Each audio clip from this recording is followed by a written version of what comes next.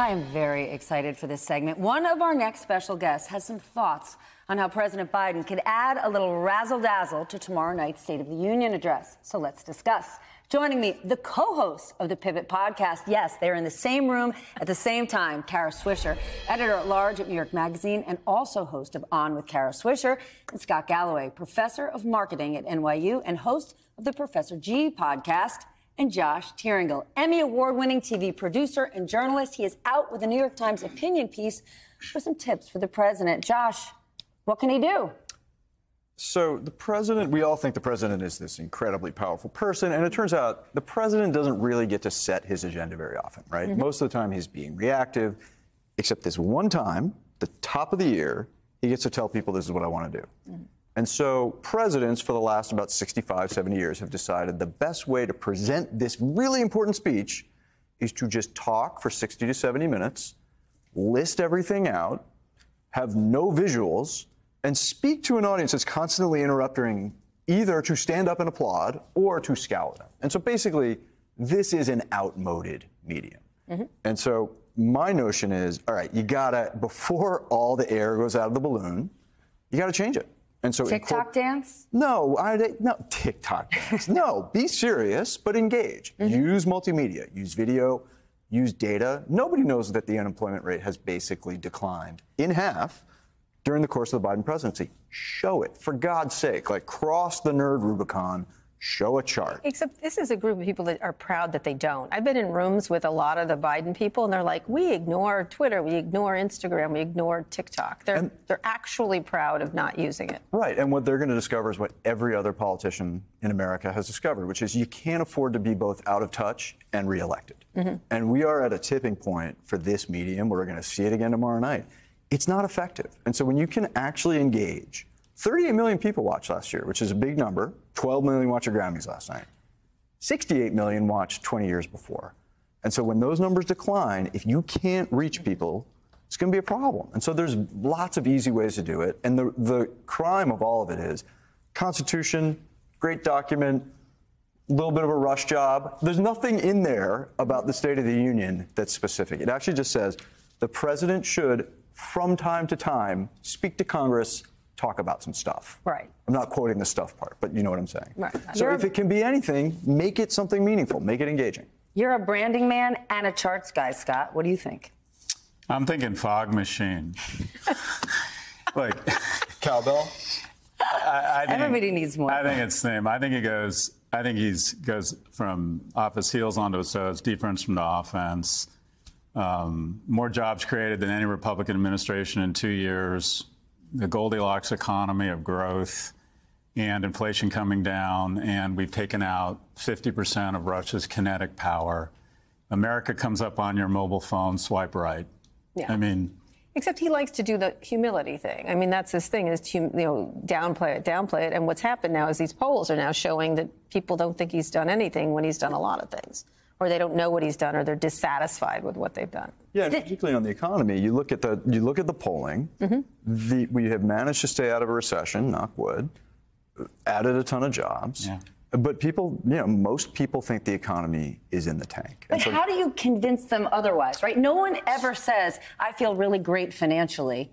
But you do have to actually restate facts. And look, this is obviously a very well-read room, and this is a very well-read network. But the fact is, most people do not understand the current state of the economy. They don't understand what it means when you say, this is the lowest unemployment rate, right? There's a lot of misinformation. There's a lot of disinformation. So being understood clearly and making sure that people can walk away from like 1 hour, right? It's 1 hour of civil engagement we're asking for with a couple of basic facts about how we're doing shouldn't be that much for a presidency. You should be able to execute on that.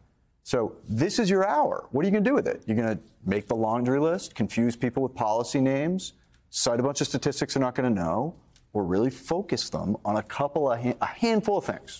And I think the argument he's too old, I don't buy it. He could do that.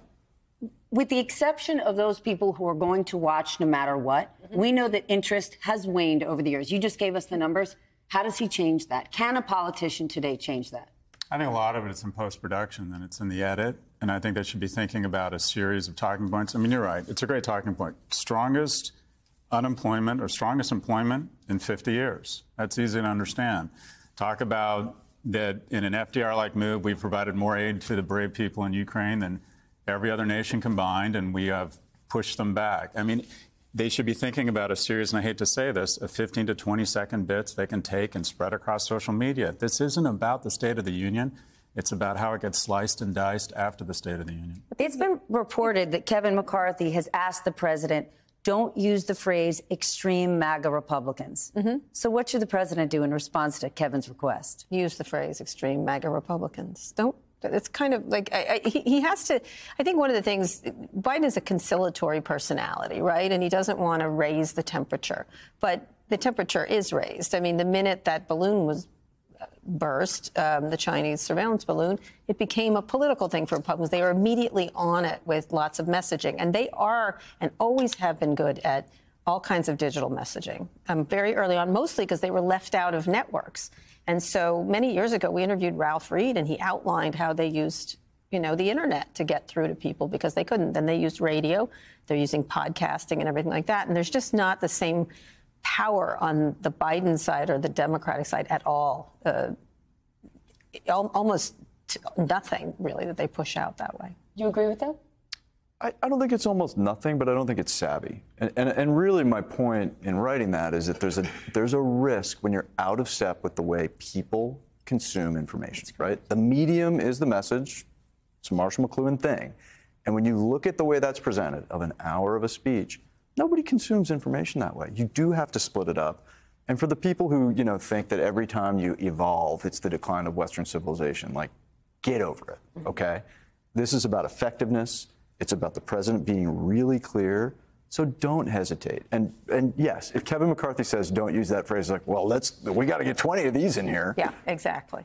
Or let's say Kevin McCarthy didn't want me to say this, but I'm going to anyway. Exactly. Would you say the January 6th committee was effective in understanding how to communicate to the American people? 100%. And It was slow and methodical. It wasn't sexy. It was a good story. But it was a really good story, and they followed a routine that people could understand. And also, look, you get two shots of the apple, right? When you put video into a hearing or into a SOTU, that video then travels in a way the speech itself does not. So even, my case here is that even if people are afraid of change, even if they're worried, oh my God, we're going to get roasted for this, get roasted. Because Fox can't roast you without also playing the video of the things you did. Right. So you can say, let's go to the videotape. Can you imagine doing that in Congress? Exactly. They won't do it. What do you think, Scott? I think you should, again, go on offense. And there's been so much talk about the balloon. I think you should announce and, play to parents, play to the medium, and something along the lines of, we are taking actions against a hostile actor that's spying and putting balloons over every teenager's bedroom. And we are cognizant of this, we are measured, and we take action. He doesn't even need to say it. I think that's going to age really well. And he doesn't even need to reference it. You can just say that we take these threats seriously, both in teenagers' homes or above our skies, and we are willing to shoot down TikTok. Why is it, though, that we are, or that the administration or that politics is out of step with the medium? Wouldn't you think if anyone should be on top of this, they should figure it out? They aren't. They don't. They really. But why don't they? Because they think it's a waste of time. They think Twitter is not the U.S. of A. I've heard that at so many events where when they'll talk off the record, Twitter doesn't represent everyone else, neither does TikTok. And so they don't think it's an effective way for them to get these messages through. They just don't. It's a fundamental feeling. People might not be on those social media mediums, but those messages then seep their way into the homes of Americans. Certainly, and they've done it before. They did a very good job with Dark Brandon. There was a series of tweets that they used that were effective. Because they hired a social media manager from New Jersey. Oh, okay, well then. They did. There we are. Of course. So I don't know why. They have a real anathema to communicating that way. And it's not because it's old-fashioned. They just don't think it's effective, I think.